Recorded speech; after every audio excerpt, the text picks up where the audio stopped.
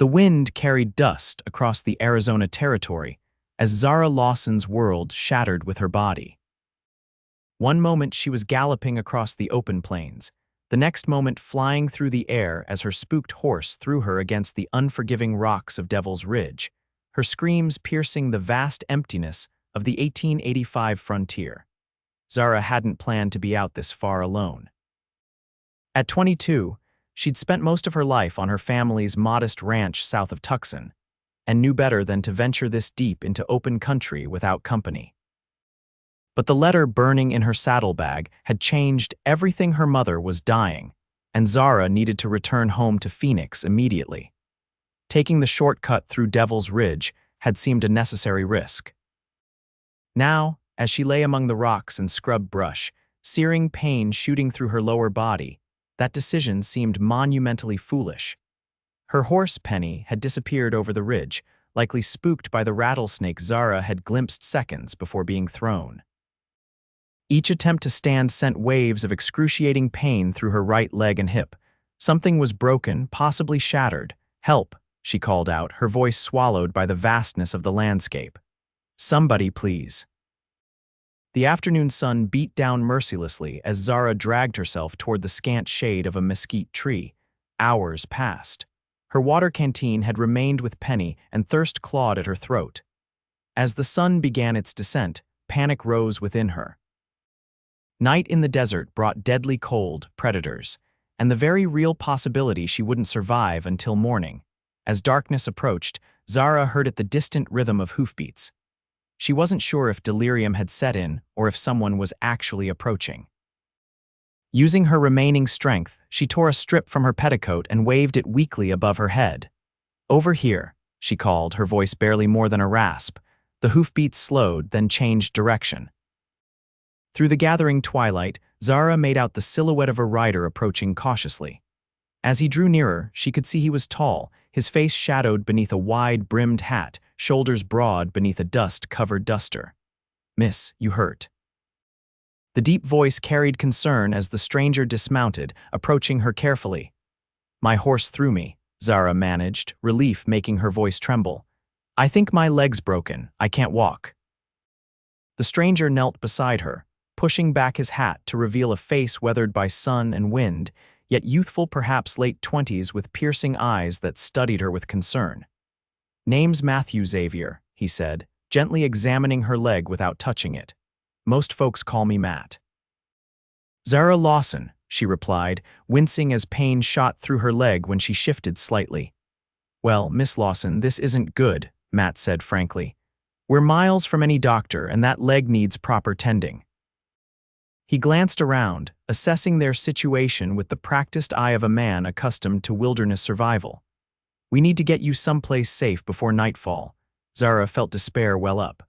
"I can't walk," she repeated, frustration and pain evident in her voice. Matt's gaze met hers, steady and determined. "Then I'll carry you." Without hesitation, he gathered her carefully into his arms, mindful of her injured leg. Zara gasped at the combination of pain and surprise as he lifted her as if she weighed nothing. Against her better judgment, she found herself clutching his shirt, breathing in the scent of leather, horse, and something uniquely him. "My cabin's about 2 hours' ride from here," Matt explained, securing her on his horse before mounting behind her. "It's not much, but it's dry and safe."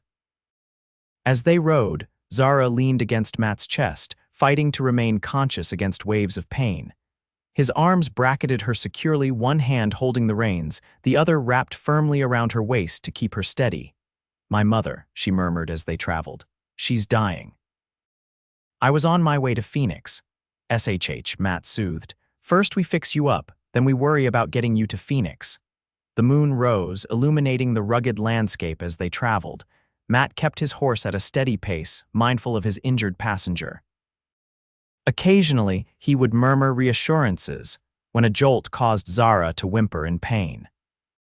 Despite her circumstances, Zara found herself noting details about her rescuer, the careful way he handled her, the calluses on his hands speaking of hard work, the fact that he'd instantly changed his own plans to help a stranger. The cabin appeared like a mirage in the moonlight, small but sturdy, nestled against a hillside with a corral to one side. Matt dismounted first, then gently lifted Zara down, carrying her toward the door. "It's not much," he said apologetically as he shouldered the door open. "But it's home." The interior was simple but clean: a main room with a stone fireplace, rough-hewn table and chairs, and a few shelves holding books, which surprised Zara. A doorway led to what she presumed was a bedroom, and basic cooking implements hung near a small stove. Matt carefully laid her on a bed in the small adjoining room, then set about lighting lamps and building a fire to warm the cabin. Zara, exhausted from pain and fear, struggled to keep her eyes open. "I need to take a look at that leg," Matt said, returning with a basin of water and clean cloths. "I'm no doctor, but I've set a bone or two in my time," Zara nodded, too tired to feel the proper embarrassment as Matt carefully examined her injured leg. His touch was gentle but clinical as he felt along the bone. "Good news, it's not broken through the skin," he said finally. "Bad news is I'll need to set it, and it's going to hurt something fierce." "Do it," Zara said, gritting her teeth. Matt gave her a leather strap to bite down on, and with surprising skill manipulated the bone back into place with one swift motion. Zara's scream was muffled by the strap as darkness threatened the edges of her vision. She was dimly aware of Matt binding her leg firmly with strips of cloth, his murmured apologies washing over her as consciousness faded. When she woke, pale morning light filtered through the cabin's single window. Zara blinked, momentarily disoriented before memory flooded back. She was lying in the bed, covered with a clean quilt, her leg throbbing but immobilized with what looked like expertly fashioned splints. "You're awake." Matt's voice drew her attention to where he stood in the doorway, a steaming mug in his hand. "Thought you might want some coffee." He helped her sit up, arranging pillows behind her back before handing her the coffee. Zara sipped gratefully, the strong brew bringing her fully awake.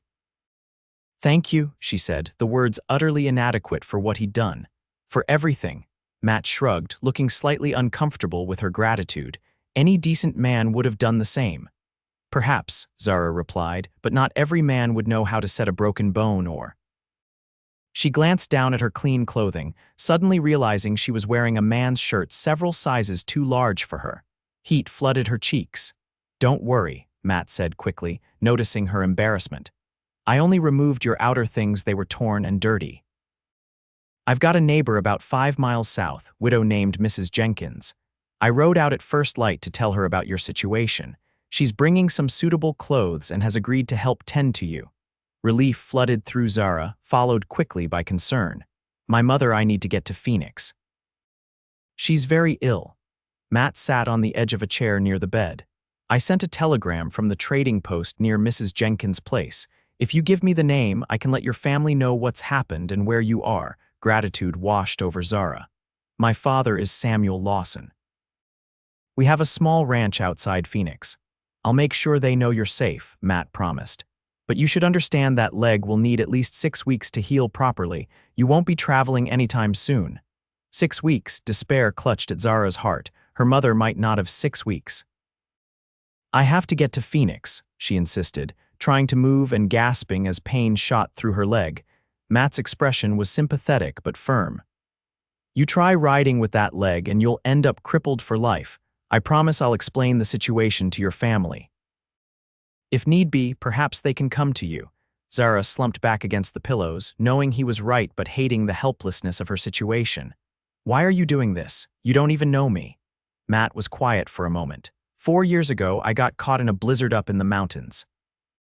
Would have died if a stranger hadn't found me and nursed me back to health. Figure I'm just passing along the kindness." There was something in his tone that suggested there was more to the story, but Zara didn't press. Instead, she took another sip of coffee, studying her rescuer in the morning light. He was handsome. She realized with a start, not in the polished way of the town boys who'd courted her in Tucson, but with a rugged authenticity that spoke of a life lived on his own terms. "What do you do out here all alone, Mr. Xavier?" she asked. "Matt," he corrected. "I raise horses, got a small herd of Mustangs I've gentled, do some hunting and trapping in winter. It's a good life." "No family?" Zara asked, then immediately regretted the personal question. I'm sorry, that's none of my business. Matt shook his head. No family, not anymore.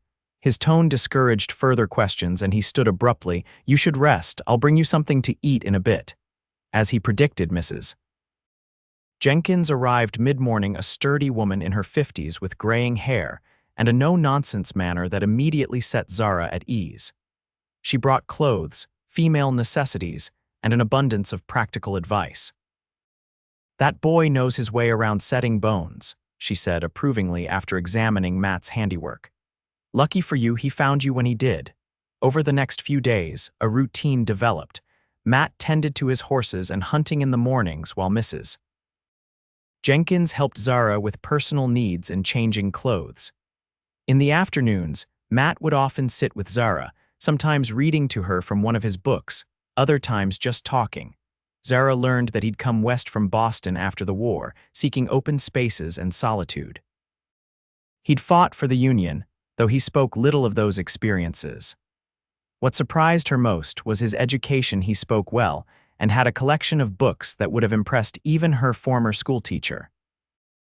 A week after her accident, Matt returned from the trading post with news from Phoenix. Zara's father had received the telegram and sent word that her mother's condition was stable, serious, but not immediately life-threatening. They understood Zara couldn't travel and would send regular updates through the trading post's telegraph. That's something, at least, Zara said, relief evident in her voice. Thank you for arranging it. Matt nodded, then hesitated. There's something else, your horse Penny, you called her. She showed up at the Collins Ranch about 10 miles east of where I found you. Your saddlebags were still attached. I've arranged to have them brought here. Joy surged through Zara. Oh, that's wonderful news. There was a letter from my mother in those bags. It's what sent me rushing home in the first place. 2 days later, her saddlebags arrived, delivered by a young ranch hand from the Collins place.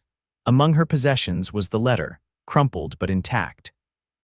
Zara read it immediately, tears streaming down her face. What is it? Matt asked, concern evident in his voice. My mother. She wanted to tell me herself that she's ill. The doctor has given her a few months at most. Zara wiped at her tears. She writes that her greatest wish is to see me settled before she passes happily married with a good man. A bitter laugh escaped her. And now I can't even reach her bedside. Matt was quiet for a long moment.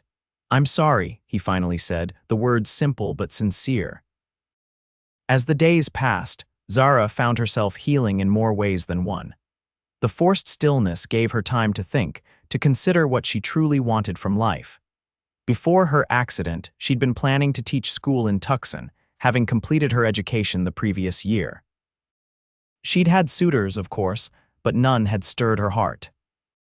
Here, in this simple cabin, she found herself noticing things she might have overlooked before the way morning light filtered through pine needles. The companionable silence of sitting with someone who didn't feel the need to fill every moment with words. The simple pleasure of a well-cooked meal shared with good company.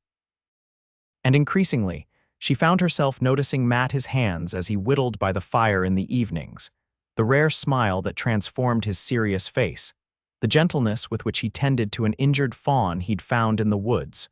3 weeks after her accident, Mrs. Jenkins deemed Zara well enough to try standing with crutches Matt had fashioned. The first attempt was disastrous. Pain shot through her leg, and she would have fallen if Matt hadn't caught her, his strong arms coming around her waist. Easy, he murmured, his face inches from hers. For a breathless moment, they stayed that way, his eyes searching hers. Then, as if realizing their proximity, he carefully helped her back to the chair. Maybe tomorrow, Mrs. Jenkins said practically, though Zara noticed she was watching them with speculative eyes. The next day was better, and by the end of the week, Zara could make her way slowly around the cabin with the crutches. The ability to move independently, even in a limited fashion, lifted her spirits considerably. She insisted on helping with small tasks, peeling potatoes, mending clothes, anything to feel useful. One evening, as they sat by the fire after Mrs. Jenkins had left for the day, Matt seemed unusually quiet. Is something wrong? Zara finally asked. Matt hesitated, then said, I've been thinking. Your family must be worried sick, even with the telegrams. What if, What if I escorted you to Phoenix? Zara's heart leaped. Do you think I could travel? Not by horseback, Matt cautioned. But I have a wagon I use for supplies. We could make a pallet for you, take it slow. Probably take a week or more, but we could get you there. You do that for me, Zara asked, genuinely touched. But what about your horses, your home? I've got a young man who helps with the horses sometimes. He can watch the place, Matt said. And honestly, it's not like I have pressing business elsewhere. The next few days were a flurry of preparations. Matt reinforced the wagon, adding springs and padding to make it as comfortable as possible for Zara's injured leg. Mrs. Jenkins helped prepare food for the journey and packed additional bandages and medicines. The morning of their departure dawned clear and cool. Matt carried Zara to the wagon, settling her carefully on the pallet he'd prepared, her legs supported and immobilized. As Mrs. Jenkins fussed over final arrangements, Zara found herself watching Matt, the confident way he checked the horses' harnesses, the kindness in his eyes when he thanked Mrs. Jenkins for her help, the careful way he made sure Zara was comfortable before climbing up to take the reins. They set off just after sunrise, the wagon jolting despite Matt's best efforts to avoid rough patches. By midday, Zara was gritting her teeth against the pain, trying not to show her discomfort. Matt noticed anyway. We'll stop early today, he decided, guiding the wagon toward a stand of trees that offered shade. Give you a chance to rest. That first night, he made camp with practiced efficiency, building a fire and preparing a simple but satisfying meal. After they ate, he carefully helped Zara move to a spot nearer the fire, propping her against his saddle for support. Tell me about your family, he requested as they watched the stars appear overhead. Zara spoke of her father, a former cavalry officer who'd started the ranch after falling in love with both the Arizona landscape and her mother, a schoolteacher from St. Louis. She told him about growing up as an only child, learning to ride almost before she could walk, her mother insisting on education alongside ranch skills. They sound like good people, Matt said when she finished. You're lucky to have them. What about your family? Zara ventured, hoping he might open up more than he had previously. Matt was quiet so long she thought he might not answer. Finally, he spoke, his voice low. My father was a banker in Boston, expected me to follow in his footsteps. When the war came, I enlisted against his wishes. After Gettysburg, he paused. After Gettysburg, I wasn't the same man who left, came home to find my mother had died of influenza while I was gone. Father remarried a year later, his new wife already had 3 sons. Made it clear there wasn't room in the family for a damaged war veteran with nightmares. So you came west, Zara said softly, understanding now his desire for solitude. Matt nodded. Worked cattle drives, ranch hands, anything to keep moving, finally saved enough for my own place. He prodded the fire with a stick, sending sparks into the night sky. It's peaceful there, no one asking questions or expecting me to be something I'm not. Yet you're helping me get to Phoenix, Zara observed, leaving that peace behind. Matt's eyes met hers across the fire.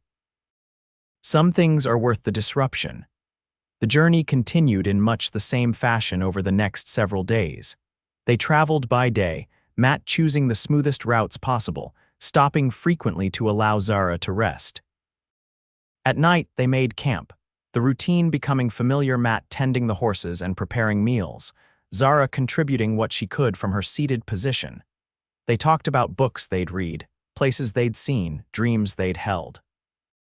Zara found herself sharing thoughts she'd never voiced aloud before, her secret fear that she might never find the kind of love her parents had, her ambivalence about teaching when what she really wanted was adventure.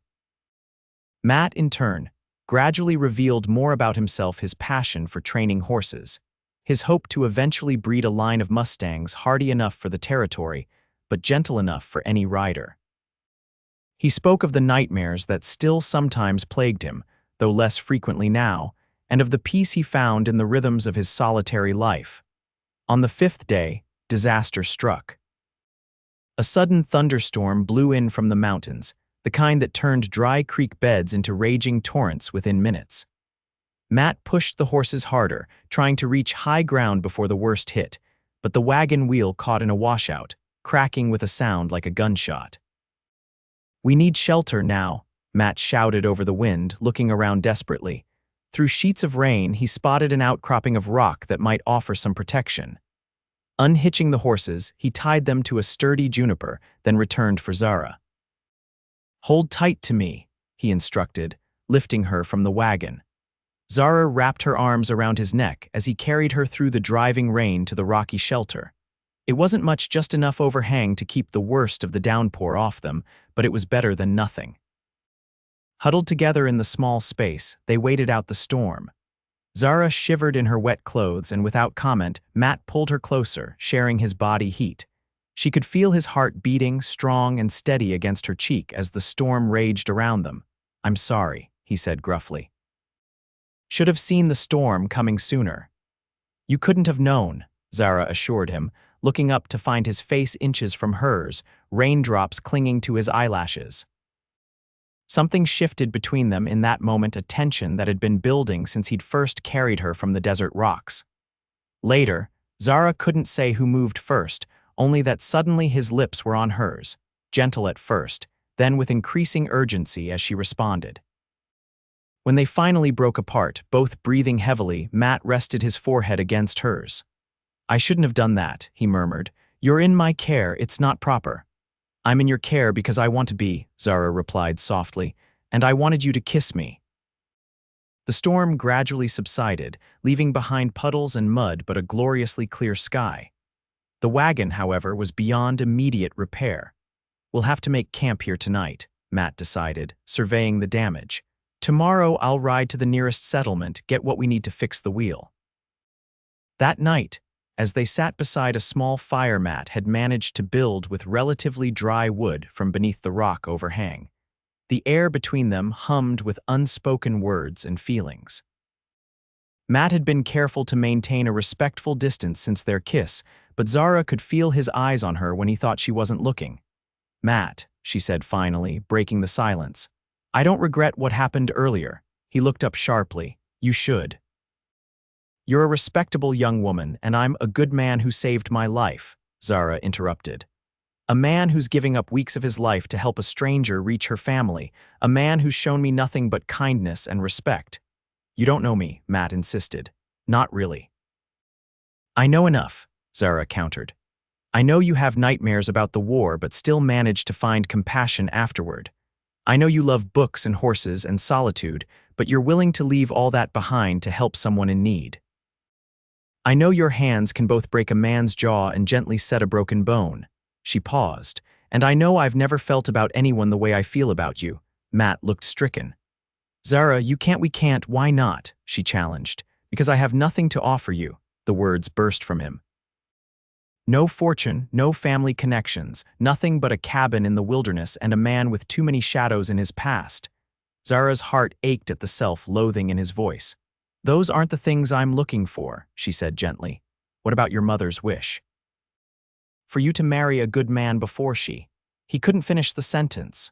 "You are a good man, Matthew Xavier," Zara said firmly. "Better than most I've known." He shook his head but didn't argue further. The next morning, he rode out at first light to find help, returning by mid-afternoon with supplies and a grizzled old-timer named Josiah, who knew wagons better than most know their own grandchildren, according to Matt.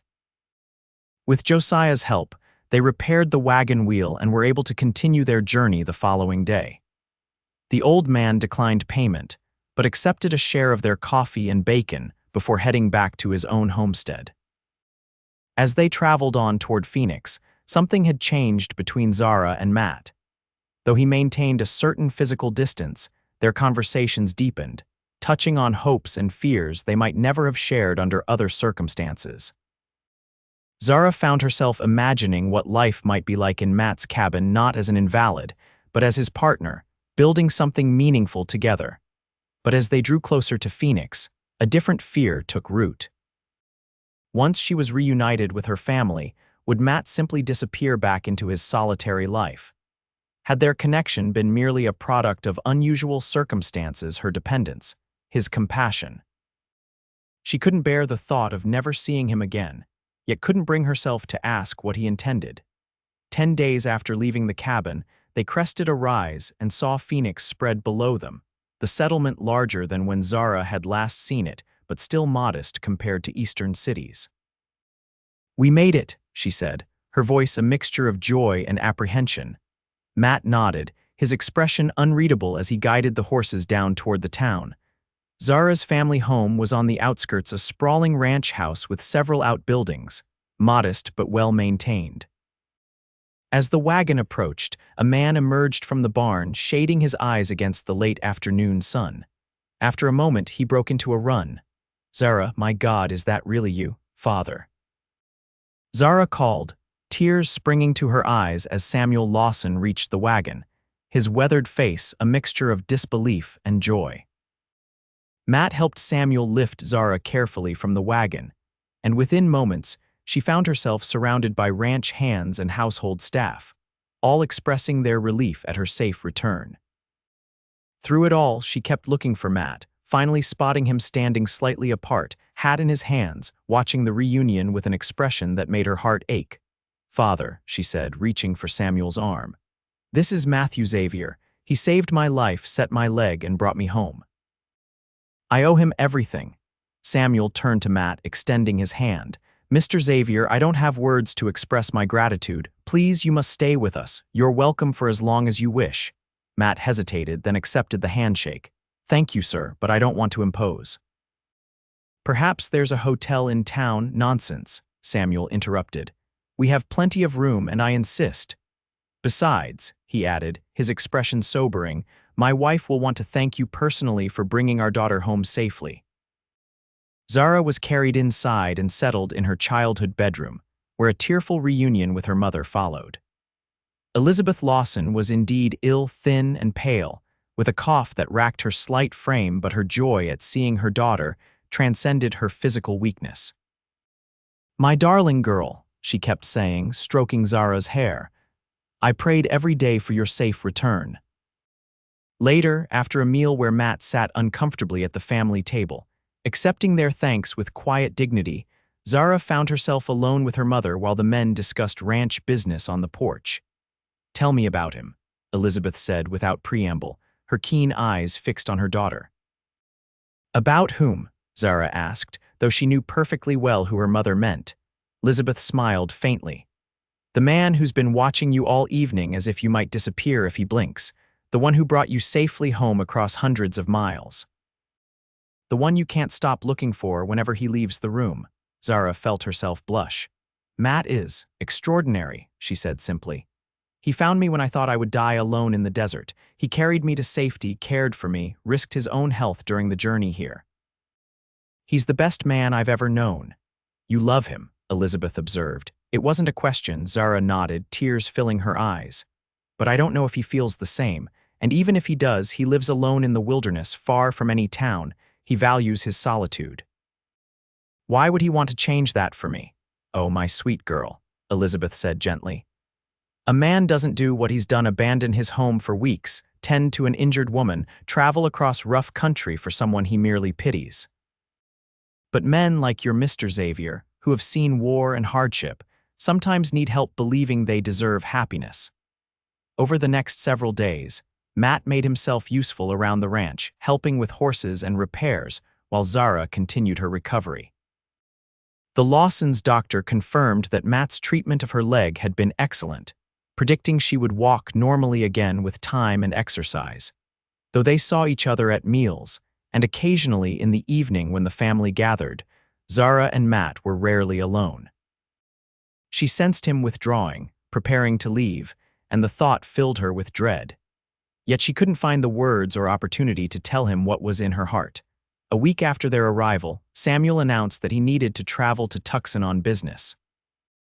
"I hate to leave with Elizabeth unwell and Zara still recovering," he told Matt, "but this can't wait. I don't suppose you'd consider staying on while I'm gone. It would ease my mind considerably." Matt agreed, though Zara noticed the conflict in his eyes. Was he only staying out of obligation? The thought tortured her. The morning after Samuel departed, Zara was sitting on the porch, practicing standing with her crutches when Matt approached. He'd been working with one of the ranch hands, mending fences, and looked dusty and tired.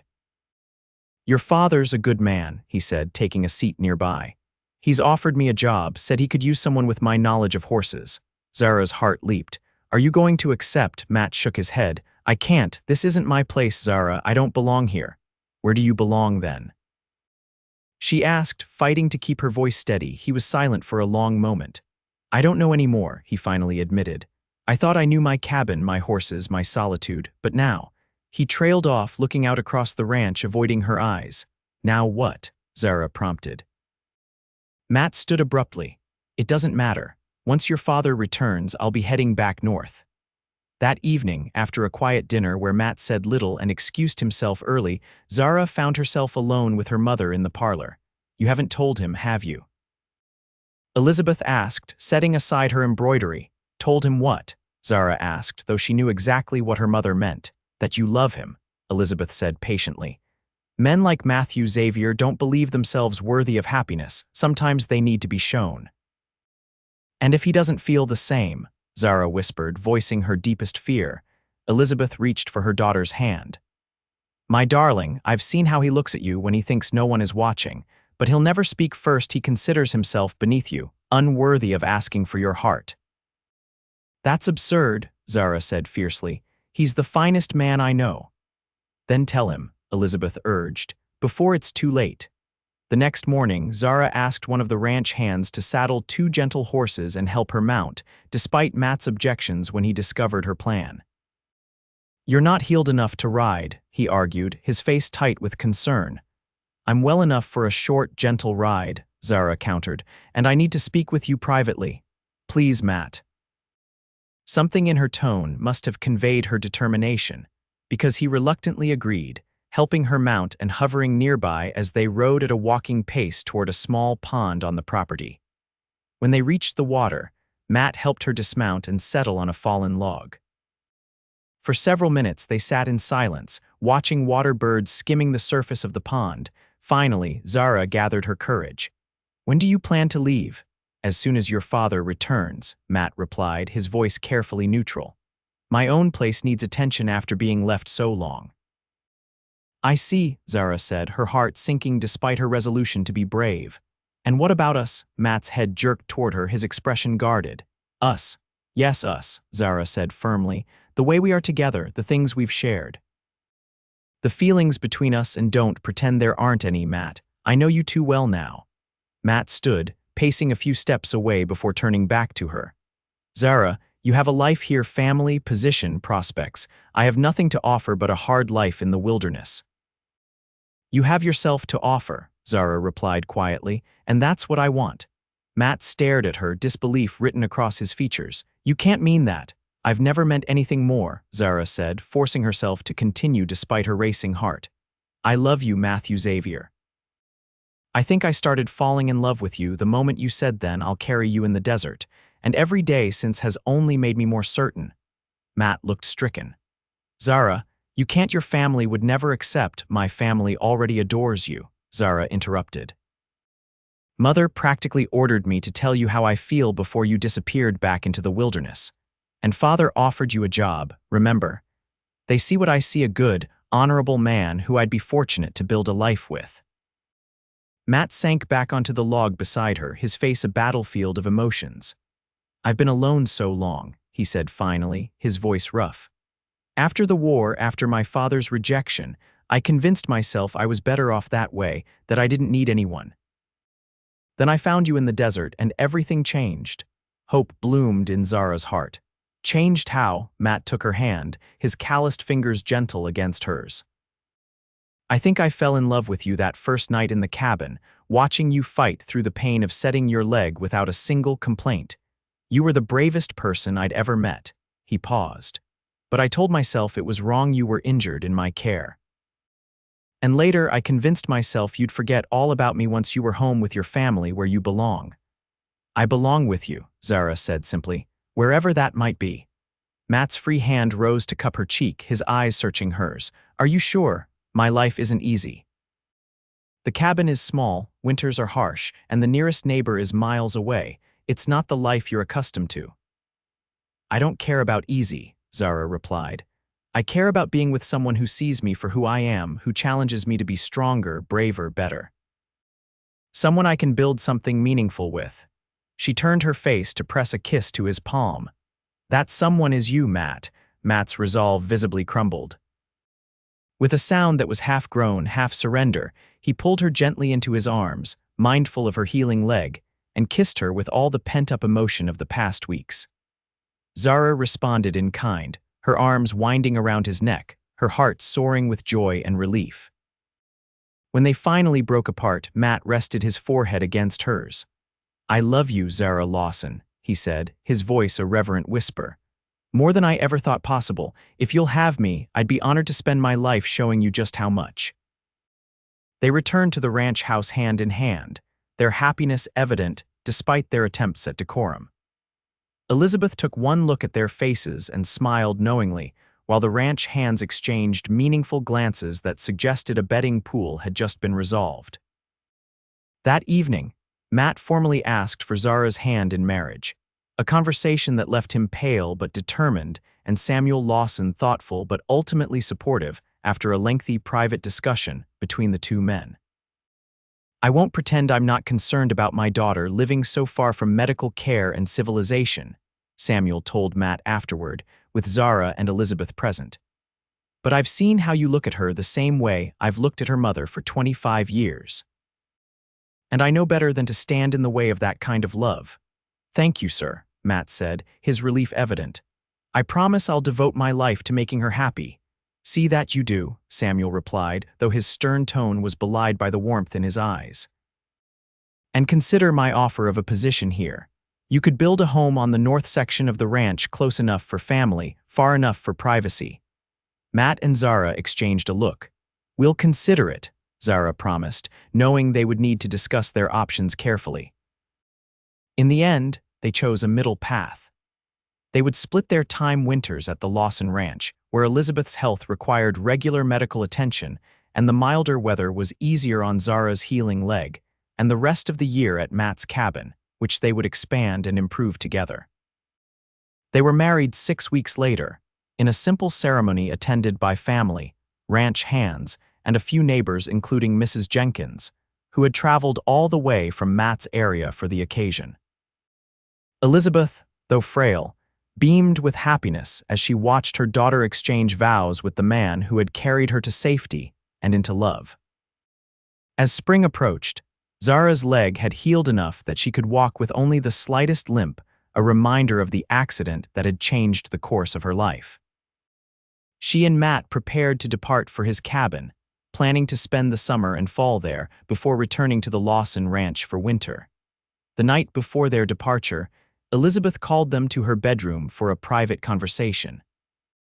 Her health had stabilized somewhat, though the doctor warned she likely had only a year or two at most. "I wanted to give you this," she said, pressing a small package into Zara's hands. "Consider it a belated wedding gift." Unwrapping it, Zara found a leather-bound journal, its pages blank except for an inscription on the first page in her mother's elegant handwriting. "For my beloved daughter and her husband, may you fill these pages with the story of your life together, a story that began with an act of kindness in the desert." Tears filled Zara's eyes as she hugged her mother. "We'll write in it faithfully," she promised, "and bring it back full of our adventures when we return in the fall." "I know you will, my darling," Elizabeth said, smiling, "and I'll be here waiting to hear every word." The next morning, as they prepared to leave, Matt lifted Zara onto her horse with the same care he'd shown when carrying her injured from the desert months before. Their pack horses were loaded with supplies, books, and small comforts to make the cabin more of a home for both of them. "Ready for our adventure, Mrs. Xavier?" Matt asked, his eyes full of love as he mounted his own horse beside her. "More than ready," Zara replied, smiling at the man who had literally carried her into a new life, a life she could never have imagined before that fateful day in the desert. As they rode away from the ranch, side by side toward their future, Zara thought of the first words Matt had spoken to her when she couldn't walk. "Then I'll carry you." He had carried her not just physically, but emotionally through pain and healing, fear and hope, all the way to love. And now, they would carry each other. 2 years later, Zara stood on the porch of their expanded cabin, watching Matt return from checking the horse herd with their 1-year-old son, Michael, securely held in a carrier on his chest. The sight never failed to fill her heart with joy, this strong man who had once valued solitude, above all else now talking animatedly to their infant son about the new foal they'd just visited. They had built a good life together. The cabin had grown to include 2 additional rooms, a larger kitchen, and a covered porch where they often sat in the evenings, watching the sunset paint the mountains in gold and crimson. Matt's horse breeding business had flourished, his reputation for producing reliable, gentle mounts spreading throughout the territory. Zara had found her own purpose as well, teaching the children of nearby homesteaders 3 days a week in a small schoolhouse Matt and their neighbors had built halfway between the cabin and the nearest settlement. The rest of her time was devoted to their home, their son, and the journal her mother had given them, now nearly full of their shared experiences. Elizabeth had lived to see her grandson born, holding him with trembling hands before passing peacefully in her sleep a month later. Her death had been a profound loss, but having witnessed Zara's happiness with Matt and meeting the child named after both his grandfathers, Michael Samuel Xavier, had given her the peace she sought. As Matt climbed the porch steps, their son reaching chubby hands toward his mother, Zara reflected on the journey that had brought them here. A frightening accident that had seemed like disaster had instead been the beginning of the greatest blessing of her life. "What are you thinking about?" Matt asked, transferring Michael to her waiting arms and dropping a kiss on her forehead. "About the day we met," Zara replied, leaning into his embrace. "About how sometimes the worst moments can lead to the best life." Matt's arm tightened around her waist. "I thank God every day that I decided to take that shortcut through Devil's Ridge," he said. "If I'd gone my usual route, I never would have found you. You would have missed carrying me all those miles," Zara teased, referring to the many times he'd carried her during her recovery. "I'd carry you 1,000 more," Matt said seriously. "Anywhere you wanted to go." As the sun set behind the mountains, casting long shadows across the land they now shared, Zara knew with absolute certainty that this was exactly where she was meant to be in this place. With this man, building a life born from a moment of crisis transformed by love and courage into endless possibility. She had been thrown from her horse and couldn't walk, and Matthew Xavier had said, "Then I'll carry you." Those simple words had changed everything, leading her not just to safety, but to the truest home she had ever known, the one they had built together.